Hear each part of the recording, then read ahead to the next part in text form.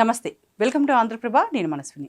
ఆంధ్రప్రదేశ్లో శాంతి భద్రతల పరిస్థితిపై నేషనల్ క్రైమ్ రికార్డ్స్ బ్యూరో విడుదల చేసిన తాజా రిపోర్టు విస్తుపోయే నిజాలను బయటపెట్టింది.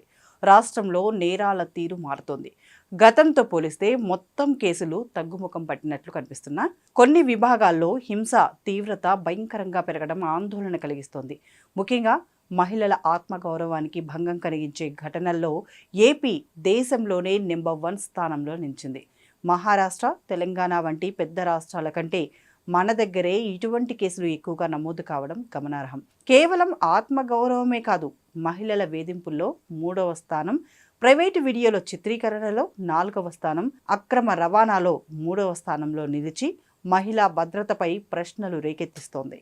హింసాత్మక నేరాల విషయానికి వస్తే 2004లో పరిస్థితి అదుపు తప్పినట్లు కనిపిస్తోంది. 2023లో 6432గా ఉన్న తీవ్రమైన దాడుల గ్రీవియస్ హార్ట్ కేసులు 2024 నాటికి ఏకంగా 27443కు చేరడం ఒక విధమైన వయోలెన్స్ ఎపిడెమిక్ను సూచిస్తోంది. అంటే మనుషుల మధ్య సహనం తగ్గి ప్రాణాంతక దాడులకు పాల్పడే ధోరణి 4 రెట్లు పెరిగింది. మరోవైపు 898 మరణాలు సంభవించిన హత్యల కేసుల్లో దాదాపు సగం పాత గొడవలు, వివాహేతర సంబంధాల వల్లే జరగడం సమాజంలో నైతిక విలువల పతనాన్ని చాటి చెప్తోంది. నిర్లక్ష్యం వల్ల జరిగిన మరణాల్లో ఏపీ 9వ స్థానంలో ఉండగా అందులో మెజారిటీ రోడ్డు యాక్సిడెంట్లే కావడం విషాదకరం. టెక్నాలజీ పెరిగే కొద్దీ నేరగాళ్లు రూటు మార్చారు.